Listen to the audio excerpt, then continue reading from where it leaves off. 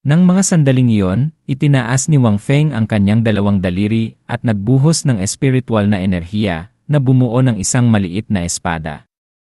Marahan niyang pinutol ang mga tali na nakagapos kay Mu Yunfei.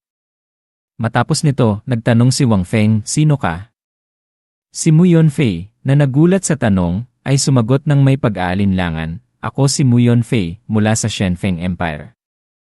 Napadpad ako sa Stellar Mountains upang magsanay, ngunit inakala ako ni General Lin bilang isang tao mula sa Immortal Sect at ipinadakip ako." Nagulat si Wang Feng nang marinig na siya ay mula sa Shenfeng Empire. Sa kanyang isip, ang talento ni Mu Yunfei ay dapat na pinakamahusay sa mga kabataan ng Shenfeng Empire. Nagtataka niyang tanong, "Hindi ka ba pinapahalagahan ng Shenfeng Emperor?" "Hindi ko po may tatago sa inyo, Senior. Dati po akong walang silbi," malungkot na sagot ni Mu Yunfei, nakayuko ang ulo. Sinabi niya na nagkaroon siya ng pagkakataon na matuklasan ang kanyang mga kakayahan sa isang paglalakad. Nagliwanag ang mga mata ni Wang Feng nang marinig ang tungkol sa pagkakataong ito. Ito ang klasikong trope ng isang pangunahing karakter, naisip niya. Kailangan kong kunin ang taong ito para sa Immortal Sect. Marahan niyang hinawakan ang mga braso ni Mu Yunfei at masayang sinabi, "Ipinapakita nito na napakaswerte mo. Gusto mo bang sumali sa aking Immortal Sect?" Matapos na bugbugin at gapusin, inaanyayahan siyang sumali sa isang makapangyarihang sekta. Isang araw na puno ng pait at tamis. Nagulat si Mu Yunfei at nagtanong, "Ano po?" Nakita ni Wang Feng ang pagkalito ni Mu Yunfei at nagsimulang gamitin ang kanyang kahanga-hangang panghihikayat. "Hindi ka nagkakamali. Sumali ka sa aking Immortal Sect. Magkakaroon ka ng personal na pagsasanay mula sa isang eksperto sa Xuanhuang Realm. Sa iyong talento, sa palagay ko, maaari kang maging isang sikat na Xuanhuang Realm na eksperto sa hinaharap. Tinitiyak ko iyan." Sino ang tatanggi sa isang alok na sumali sa isang makapangyarihang sekta at maturuan ng isang eksperto sa Xuanhuang Realm? "Gusto niyo po ba talaga akong tanggapin?" tanong ni Mu Yunfei. Ngunit biglang sumeryoso ang kanyang mukha at nagbabala, "Kung papayagan niyo po akong sumali sa Immortal Sect, magkakaroon kayo ng maraming problema. Gusto niyo pa rin po ba akong tanggapin?" Ngunit may tiwalang sumagot si Wang Feng, "Nandito ako. Walang problema."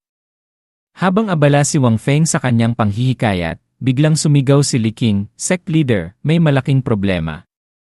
Sa laban sa ibaba, matapos tamaan ng atake ni Yan Shisan, sumugod si Lin Tianxiong at nagbuga ng apoy kay Yan Shisan. Mabilis na umiwas si Yan Shisan, hindi nagpapanggap na malakas. Nakita ni Wang Feng si Li Qing na kinakagat ang kanyang mga kuko, nanginginig. Naiinis siya sa kanyang katulong. Sinira niya ang magandang pagkakataon. Tinawag ni Wang Feng si Li Qing, "Handa ka bang umabot sa espiritual na realm?" Nang marinig na maaari siyang umakyat sa espiritual na realm, niyakap ni Li Qing ang kanyang mga pisngi at sumagot, "Handa po ako." Tinapik ni Wang Feng ang balikat ni Li Qing at sinabi, "Gagawin kong posible yan ngayon." Tumingin si Wang Feng kay Mu Yunfei, na pinagmamasdan ang laban sa ibaba, at mumiti. Upang makuha ang disipulong ito, kailangan kong kumilos, naisip niya. Sa isang iglap, nawala si Wang Feng sa harap ni Li Qing. Naramdaman ni Lin Tianxiong ang isang kakilakilabot na enerhiya sa kanyang tabi at tumingin ng may matalim na mata. "Ikaw ba ang pumatay sa anak ko, Wang Feng?" Hindi sumagot si Wang Feng at lumutang lamang sa hangin. Nagbuga ng apoy si Lin Tianxiong. Itinaas ni Wang Feng ang kanyang kamay at ginamit ang Brilliant Light Sword Domain at Bright Muon Art. Pinagsama ang mga ito upang lumikha ng isang napakalaking espada ng espiritual na yelo. Gumawa siya ng isang pose, handang humugot ng espada. Nang malapit na ang apoy ni Lin Tianxiong, hinugot ni Wang Feng ang Sword of Extraterrestrial Divinity, winasak ang apoy, at inatake ang ulo ni Lin Tianxiong. Sumigaw si Lin Tianxiong at sumuntok sa espada ng yelo ni Wang Feng. Nagulat siya nang makita na ang espada ng yelo ay nag-umpisang mabasag. Umatras si Wang Feng. Nabasag ang espada ng yelo sa libu-libong piraso. Sumuntok si Lin Tianxiong sa pamamagitan ng fog at tinamaan ang isang itim na figura. Basura! Hindi mo kayang tiisin ang isa kong atake, sabi ni Lin Tianxiong. Nag-alala si Ling Fiyu.